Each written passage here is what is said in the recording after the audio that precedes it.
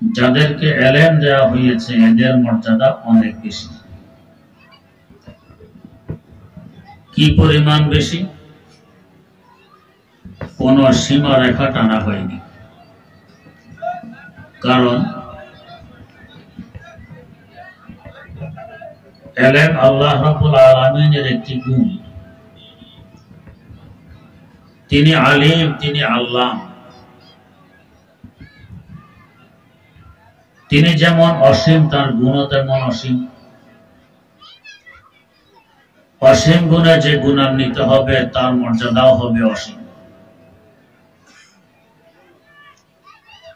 যেমন ধরুন,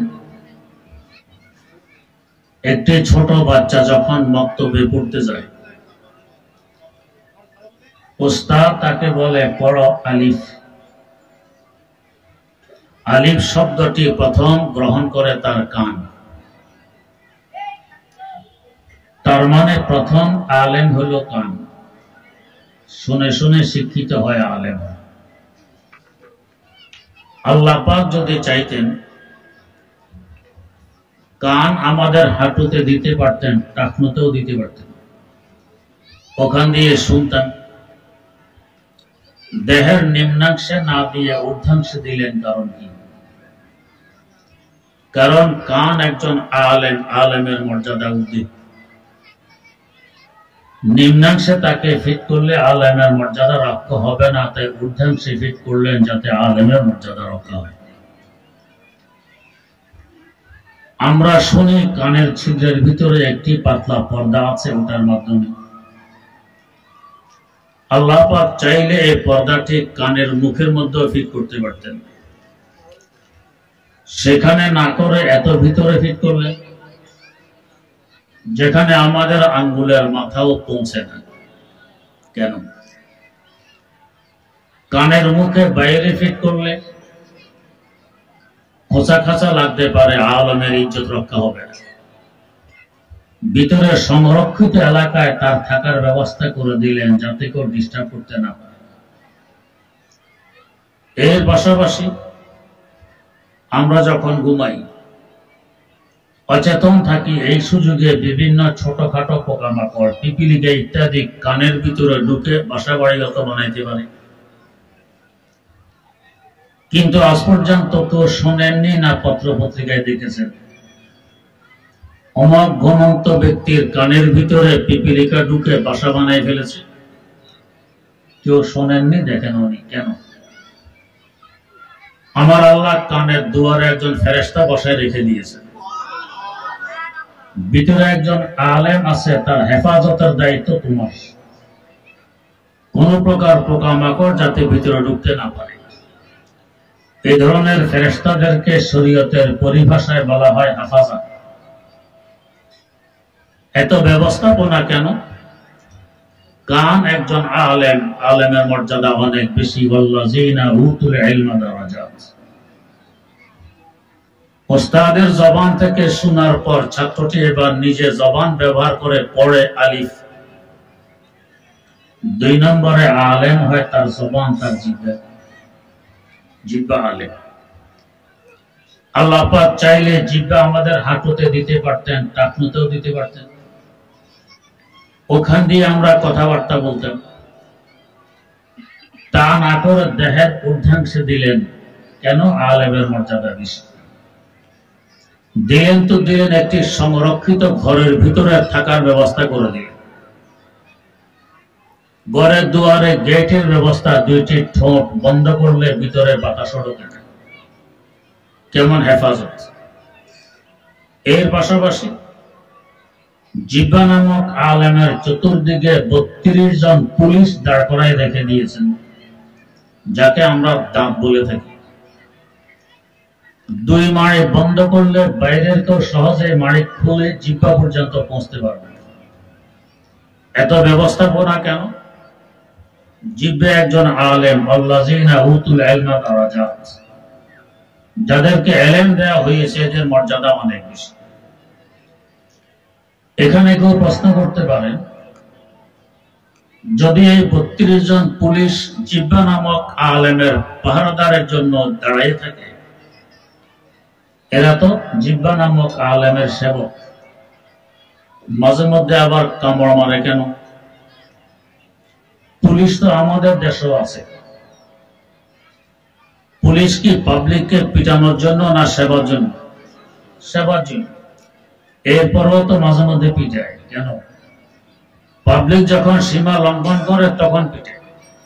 সীমার ভিতরে থাকলে পুলিশ সেবক, তখন আর পিটানোর প্রশ্ন আসে না। জিবা নামক আলেম যতক্ষণ সীমার ভিতরে আছে, দাঁত তার হেফাজত করে। সীমা অতিক্রম করলে দাঁতটাকে সতর্ক করে, হুজুর আপনার এরিয়া তো আরো ভিতরে, বাইরে আসছেন কেন? হেফাজত থাকতে পারবেন না। উদ্দেশ্য কষ্ট দেয়া নয়, উদ্দেশ্য হেফাজত করে। এখন এই ছেলেটি পড়ার পরে এবার দেখে দেখো করতে পারে। 3 নম্বরে আলেম হয় আমাদের চোখ।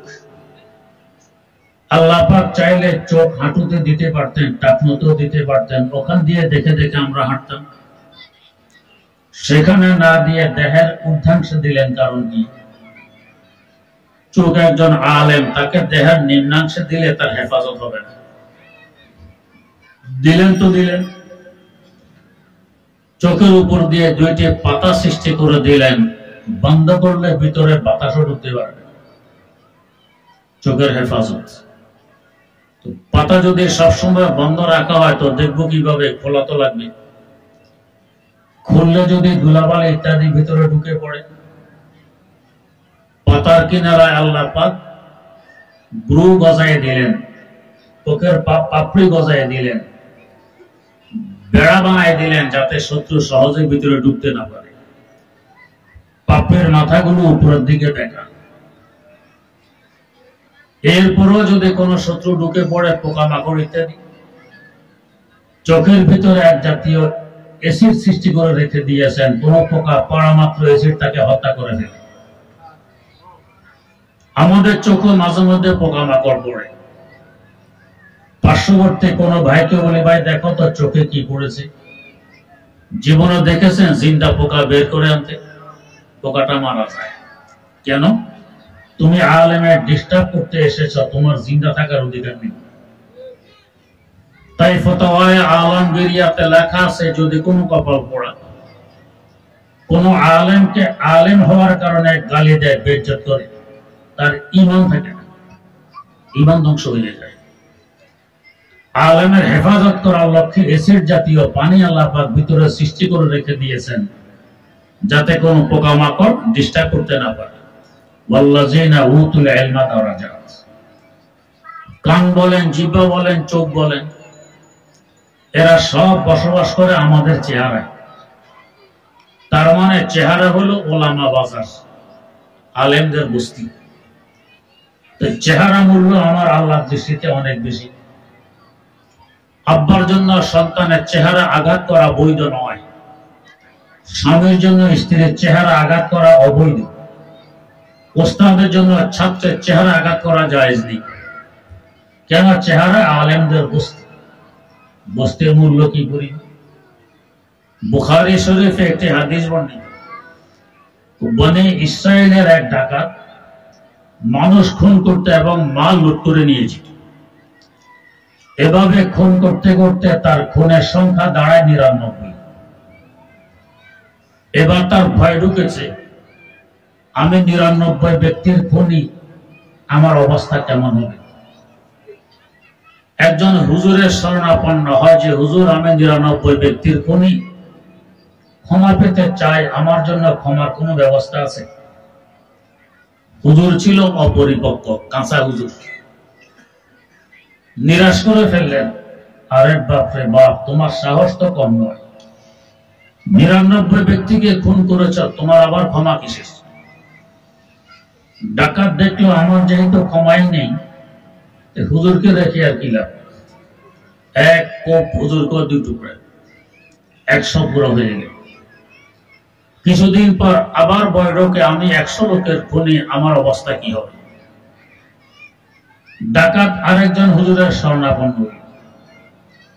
হুজুর ছিলেন আপনাদের জনাব মাওলানা আবুল কাসেম আশরাফি সাহেবের ন্যায় বিজ্ঞ আলেম, যে দরবারে ক্ষমা চাইতে এসেছে দরবারের হাবভাব সম্পর্কে অবগত। হুজুর আশ্বস্ত করলেন, হ্যাঁ তোমার জন্য ক্ষমা আছে, কারণ তুমি যে দরবারের ধন্য দিয়েছো এটা নৈরাশ্যতার দরবার নয়।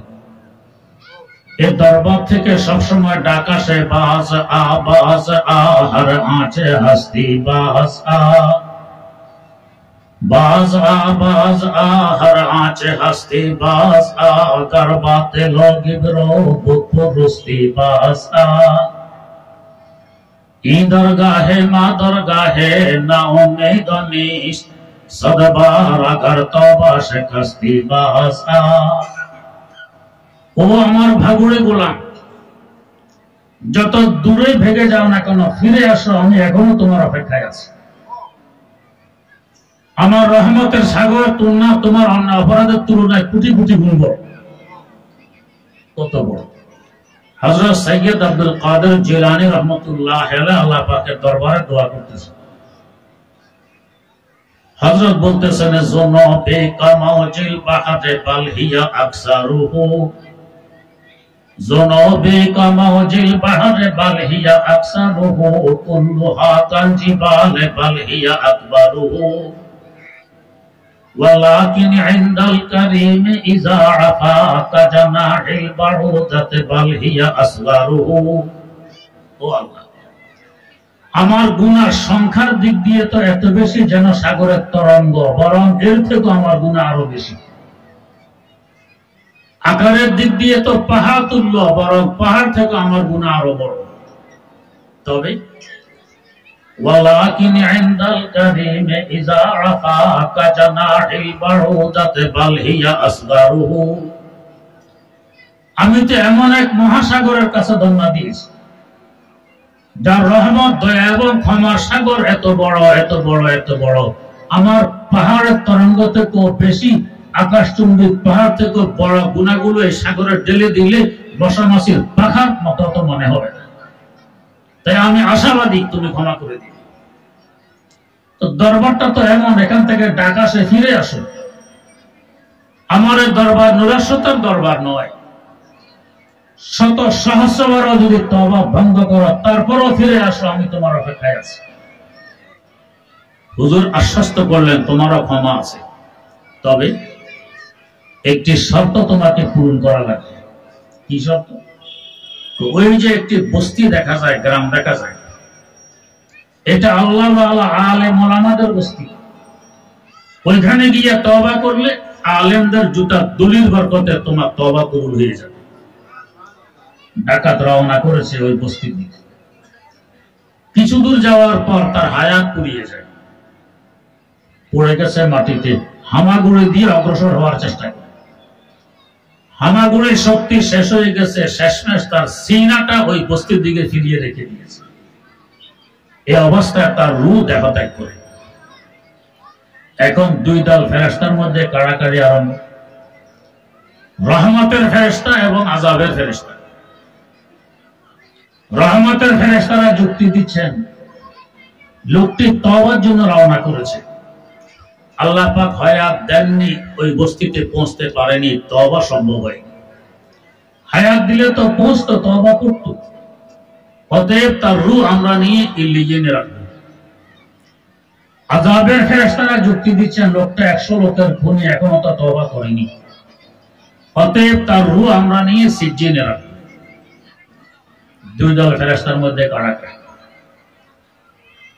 আল্লাহ পাক মীমাংসার জন্য আরেকজন ফেরেশতা পাঠিয়ে দিলেন, যাও একটু এদের কাড়াকাড়ি মীমাংসা করে আসো। ফেরেশতা জিজ্ঞেস করলেন, আল্লাহ মীমাংসা করব কিসের ভিত্তিতে, ফর্মুলা কি হবে? আল্লাহ পাক ফর্মুলা বাতায় দিলেন। ডাকাত যেখান থেকে রওনা করেছে ওখান থেকে রাস্তা মাপ দিতে দিতে যেখানে এসে মারা গেছে এখান পর্যন্ত পৌঁছবে, দেখবে রাস্তাটি কত লম্বা, কত কিলোমিটার। অতঃপর তার মারার জায়গা থেকে মাপ দিতে দিতে ওই আল্লাহ ওয়ালা আলেম ওলামাদের বস্তি পর্যন্ত পৌঁছবে, দেখবে এটা কত লম্বা, কত কিলোমিটার। অতঃপর দুই দিকে রাস্তাকে তুলনা করে দেখবে কোন দিকে রাস্তা বেশি। যদি দেখো সামনে বেশি পিছনে কম, তার মানে এখনো তওবা থেকে দূরে আছে, তার রূহ আযাবের ফেরেশতাকে দিয়ে দিবে। আর যদি দেখো যে না সামনে কম পিছনে বেশি, তার অর্থ হবে সে তওবার দিকে অধিক এগিয়ে গেছে, তার রূহ রহমতের ফেরেশতার সুপর্দ করে দিয়ে ফর্মুলা নিয়ে ফেরেশতা আসতেছেন। বাস্তবে পিছনের রাস্তা ছিল কম, সামনের রাস্তা ছিল বেশি, ফর্মুলা অনুপাতে লোকটি হয় জাহান্নামী। আমার আল্লাহ তো রহমানুর রহিম, ফেরেশতা পৌঁছার আগে আগে পিছনের রাস্তাকে হুকুম দিয়ে দিলেন, ওই রাস্তা তুই লম্বা হয়ে যা। সামনের রাস্তাকে আদেশ করলেন, ও রাস্তা তুই খাটো হয়ে যা। একে বলে তাইয়ুল আরজ, জমি লম্বা হয় খাটো হয়। ফেরেশতা এসে মাপ দিয়ে দেখেন পিছনের রাস্তা লম্বা, সামনের রাস্তা খাটো। রহমতের ফেরেশতার সুপর্দ হয়ে গেল, তার রূহ লোকটি জান্নাতি হয়ে গেল, তওবা কবুল হয়ে গেছে। অথচ এখনো সে আলেমদের বস্তিতে পৌঁছেনি, তওবাও করেনি, শুধু বস্তির রাস্তায় উঠেছে মাত্র। হাফেজ সিরাজি রহমতুল্লাহ আলাইহি বলেন, দরসে রাতে মুস্তাকিমায় দিল কাছে গুমরাহানি। গন্তব্যে পৌঁছার মতো শক্তি কি তোমার আমার নেই? দুর্বল আছে। কষ্ট করে রাস্তায় ওঠা, গন্তব্যে তো আমার আল্লাহ পৌঁছিয়ে দিবে। এই ডাকাত কষ্ট করে তওবার রাস্তায় উঠেছে, আলেম ওলামাদের বস্তির রাস্তায় উঠেছে, এখনো বস্তিতে পৌঁছেনি। রাস্তার বরকতে তার ক্ষমা হয়ে সে জান্নাতি হয়ে গেছে, বুখারী শরীফে বর্ণিত হাদিস। আলেম ওলামাদের বস্তির মূল্য কত? এই চেহারাটা হলো ওলামা বাজার, আলেমদের বস্তি, তার মূল্য অনেক বেশি। আবার কান বলেন, জিহ্বা বলেন, চোখ বলেন, এদেরকে নিয়ন্ত্রণ করে আমাদের ব্রেন। ব্রেন হলো ওস্তাদুল ওলামা, আলেমদের ওস্তাদ। ব্রেনের থাকার ব্যবস্থা করলেন সর্বমূর্তি, মাথার ভিতর মগজ। করলেন তো করলেন, ব্যবস্থা কি করি না? মগজের উপরে পাতলা একটি আবরণ, এর উপর হাড়ের ওয়াল, তার উপর চামড়ার আস্তর, তার উপর চুলের চাল। জ্বলন্ত আগুনের কয়লা যদি মাথায় পড়ে, সাথে সাথে তার হিট ব্রেন পর্যন্ত পৌঁছবে। আগে চুল বাঁধা দিবে, এই বাঁধা সম্ভব না হলে চামড়া বাঁধা দিবে, এটা সম্ভব না হলে হাড় বাঁধা দিবে, এটা সম্ভব না হলে পাতলা আবরণে বাঁধা দিবে। এতক্ষণ কয়লা মাথায় থাকার কথা নয়। বরফের টুকরা যদি পড়ে, ব্রেন পর্যন্ত অ্যাকশন পৌঁছার আগে আগে চুল বাঁধা দিবে, চামড়া বাঁধা দিবে, হাড় বাঁধা দিবে, আবরণ বাঁধা দিবে। এতক্ষণ টুকরা মাথায় থাকার কথা নয়। মুখ আমরা খুলে ঘুমায় অনেকেই, কান তো খোলাই থাকে, কেউ ঘুমার সময় চোখও খোলা রাখে, এমনি ঘুমায়। শত্রু চাইলে আক্রমণ করতে পারে, যদিও ফেরেশতা হেফাজত করে।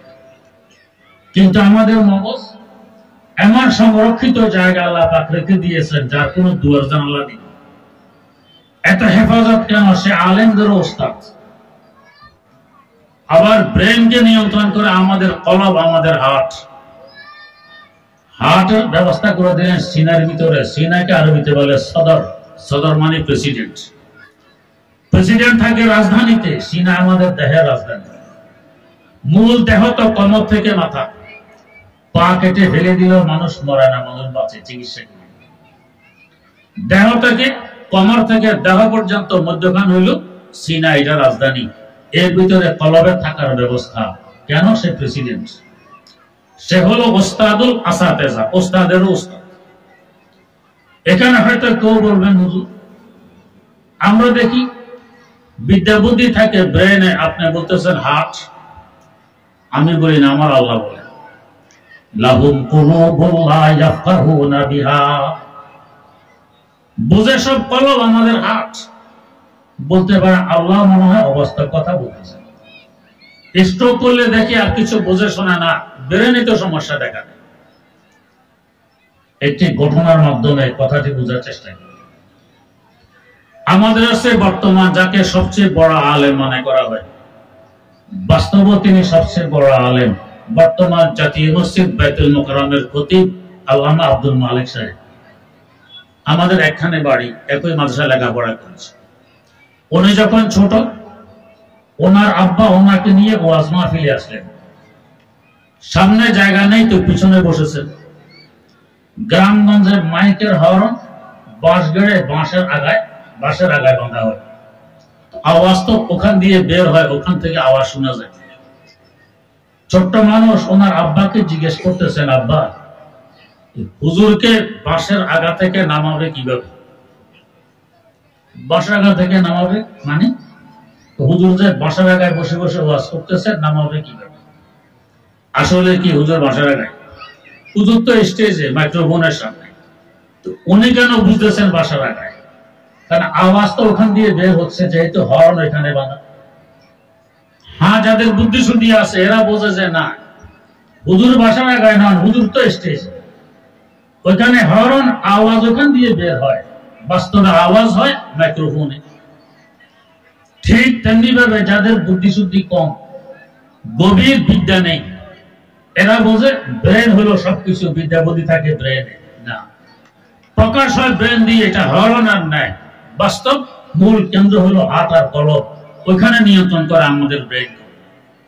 তো হাতকে আল্লাহ পাক হেফাজত করলেন কেন? সে উস্তাদেরও উস্তাদ। ওয়াল্লাযিনা উতুল ইলমা দারাজাত। বাস্তবে যারা কোরআন হাদিসের আলেম হয়, চিন্তা করুন এদের মর্যাদা কি পরিমাণ হবে। জিন্দা অবস্থায় মর্যাদা, মারা যাওয়ার পরেও মর্যাদা। আমার শেখ ও মুর্শিদ শাইখুল ইসলাম আল্লামা তাকি ওসমানী দামাত বারাকাতুহুর মুখে শুনেছি, আমিরুল মুমিনিন ফিল হাদিস হযরত আব্দুল্লাহ ইবনে মুবারক রাহিমাহুল্লাহ, আমাদের মাযহাবের ইমাম, ইমামদের গোটা জগৎবাসীর ইমাম, সবচেয়ে বড় ইমাম, ইমাম আযম আবু হানিফা রাহিমাহুল্লাহ তাআলার ছাত্র। ওনাকে বাগদাদবাসীরা দাওয়াত করেছে, উনি আসতেছেন। ওনাকে এগিয়ে আনার জন্য বাগদাদের অসংখ্য মানুষ দূর পর্যন্ত এসে গেছে। ওনাকে নিয়ে প্রবেশ করলো বাগদাদ। তখন ক্ষমতা ছিলেন খলিফাতুল মুসলিমিন হারুনুর রশিদ। কেমন প্রভাবশালী বাদশা, যার রাষ্ট্রের আয়তন ছিল 53 লক্ষ বর্গ মাইল। রাজপ্রাসাদের কিনারা দিয়ে বিশাল কাফেলা তাকে নিয়ে চলছে। এই সময় তার মুখে হাসি এসে গেছে। মুখে হাসি আসলে হাসি দাতার জন্য আলহামদুলিল্লাহ বলা হলো সুন্নাত। আর যারা এই শব্দ শুনবে তাদের জন্য হাসি দাতাকে শুনিয়ে ইয়ারহামুকাল্লাহ বলা হলো ওয়াজিব। উনি আলহামদুলিল্লাহ বলেছেন, বিশাল কাফেলা জোরে সোরে বলেছে ইয়ারহামুকাল্লাহ। এতে করে বিকট একটি শব্দ সৃষ্টি হয় বাদশাহ হারুনুর রশিদ রাজপ্রাসাদে। এই বিকট আওয়াজ শুনে তিনি আতঙ্কিত হয়ে পড়লেন যে কারা মিছিল নিয়ে এসেছে আমার ক্ষমতা কেড়ে নেওয়ার জন্য। লোক পাঠাইলেন, দেখো তো কারা মিছিল করে, এদের দাবি দেওয়া কি। লোকজন ফিরে এসে বলছে, বাদশাহ কই, মিছিল তো নেই।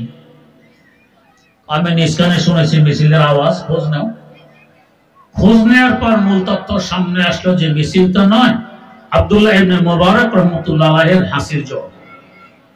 একথা শোনার পর খলিফার স্ত্রী জুবাইদা খাতুন বলেন, হারুন তোমরা কিসের বাদশা? বাদশা তো ওরা। ওদের এক হাসির জবাবে তুমি আতঙ্কিত হয়ে পড়েছ, কারা তোমার ক্ষমতা কেড়ে নেওয়ার জন্য মিছিল নিয়ে এসেছে। তোমরা হাসি দিলে তো মশা মাছির আওয়াজও শোনা যায়। এদেরকে বলা হয় শাহানের বেকুলা মুকুটবিহীন বাদশা। তো জিন্দা অবস্থায় এদের মর্যাদা অনেক বেশি, মারা যাওয়ার পরেও মর্যাদা বেশি। লাহোর শহর রাবি নামক নদীর তীরে অবস্থিত। এই নদীর উত্তর পাড়ে একটি প্রসিদ্ধতম পার্ক, নাম হলো শালিমার পার্ক। এই পার্কে সম্রাট জাহাঙ্গীরের কবর, বাদশাহ আকবরের ছেলে শাহজাহানের আব্বা। দক্ষিণ পাড়ে একজন বিজ্ঞ আলেম, আল্লাহওয়ালা বুজুর্গ, দাতা গঞ্জে বক্সে আলী আল হাজবিরি রাহিমাহুল্লাহু তাআলার মাজার। দুই পাড়ে দুইজন। লোকেরা পার্কে ঘুরতে যায়। ঘুরতে ঘুরতে জাহাঙ্গীরের কবরের কাছে গেলে বেশি থেকে বেশি আঙ্গুল তুলে দেখায় এটা জাহাঙ্গীরের কবর। এ পর্যন্তই তো শেষ। পক্ষান্তরে দক্ষিণ পাড়ে দাতা গঞ্জে বক্স রহমতুল্লাহ আলাইহি আজ থেকে প্রায় 1000 বছর আগে ইন্তেকাল করেছেন। আজ পর্যন্ত না রাত না দিন অসংখ্য মানুষ সেখানে হাজিরি দেয়, ইসালে সওয়াব করে, ফাতিহা খানি করে। এই অবস্থা দেখে হয়তো জাহাঙ্গীর কবর থেকে আফসোস করে আর বলে, দরমাজারে মা গরিবা নাই চারা গো নাই গোলে। দর মাজারে মা গরিবা নাই চেরা গো নাই বলে নাই পারে পারওয়ানা সুজাদ নাই সদায়ে বুলবুলে।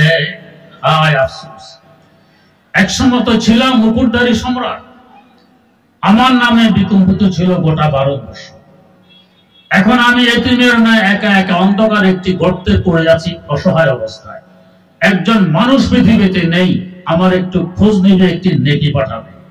পক্ষান্তর একজন মৌলবী নদীর ওই পারে শোয়া, হাজার বছর যাবৎ অসংখ্য মানুষ তার হাজিরি দেয়, খোঁজ নেয়, নেকি পাঠায়, ইসকালে সওয়াব করে, সওয়াবের পাহাড় তার কাছে জমে যাচ্ছে।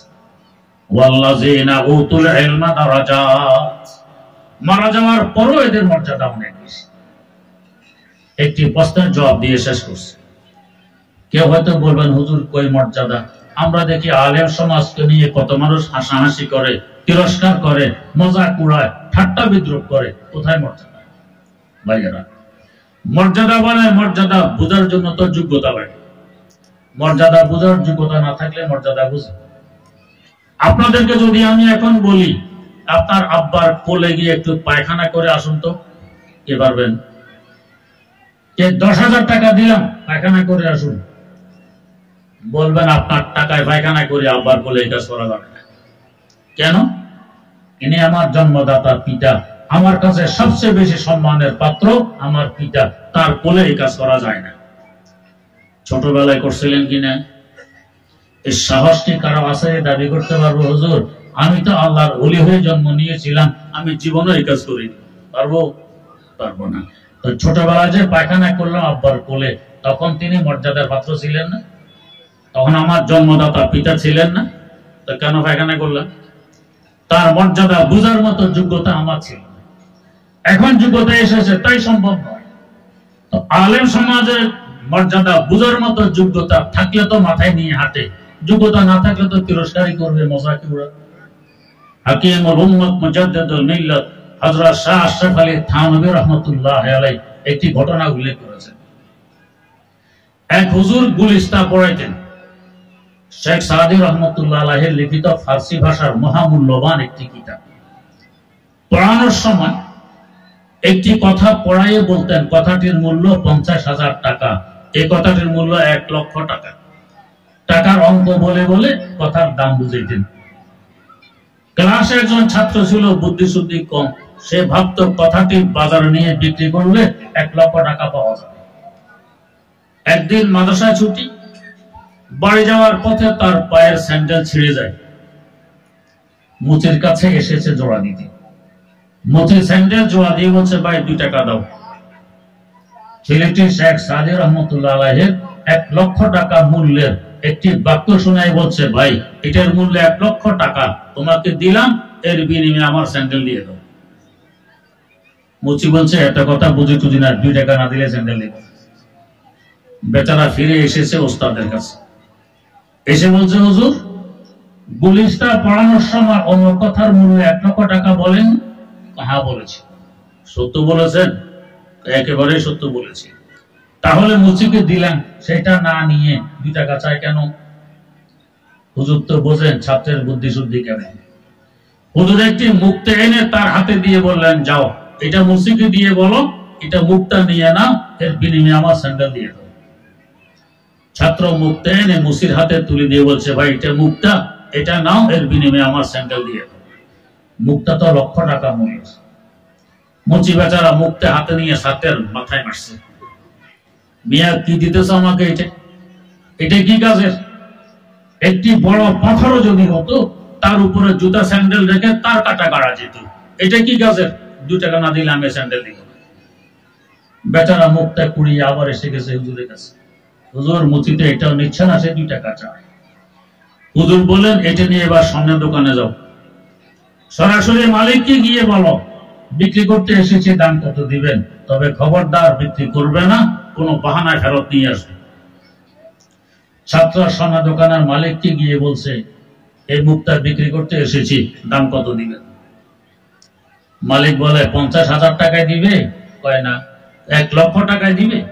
আমার হুজুরের কাছ থেকে বুঝে আসে দেয়া যাবে কিনা। হুজুরের কাছে এসে বলছে, হুজুর স্বর্ণের দোকানের মালিক 1 লক্ষ টাকা মূল্য বলতেছে। হুজুর বললেন, এবার কিছু বুঝে আসছে? কদরে গোল বুল বুল বেদানাদ ইয়া বেদানাদ শাহপরি, কদরে গোল বুল বুল বেদানাদ ইয়া বেদানাদ শাহপরি, কদরে জওহর শাহ বেদানাদ ইয়া বেদানাদ জওহরি, কদরে জওহর শাহ বেদানাদ ইয়া বেদানাদ জওহরি। মনে মুক্তার মূল্য বুঝার রাজা বাদশাহ মুসির মনে মুক্তার মূল্য বুঝার মতো যোগ্যতা নেই, কিন্তু আপনার এলেমের সামনে মনে মুক্তার দুই ভাষা মূল্য আছে। অতএব এই এলেমের মর্যাদা, আলেমের ইজ্জত বুঝতে হলেও তো কমাস কম রাজা বাদশাহ মার্কা মন মস্তিষ্ক লাগবে। মুচি মার্কা মন মস্তিষ্ক যাদের, এটা এলেমের ইজ্জত আলেমের মর্যাদা কি বুঝবে? তারা তো তিরস্কারই। অতএব যাদেরকে দেখবেন আলেম সমাজকে নিয়ে তিরস্কার করে, ঠাট্টা বিদ্রুপ করে, বুঝতে হবে আলেম সমাজের মর্যাদা বুঝার মতো যোগ্যতা নেই। তাই বলে কি তাদেরকে ফেলে দিব? না। ছোটবেলায় আব্বা আমার কোলে পায়খানা প্রস্রাব করেছি বহুবার, জংলায় ফেলে দিয়ে আসছিলেন না?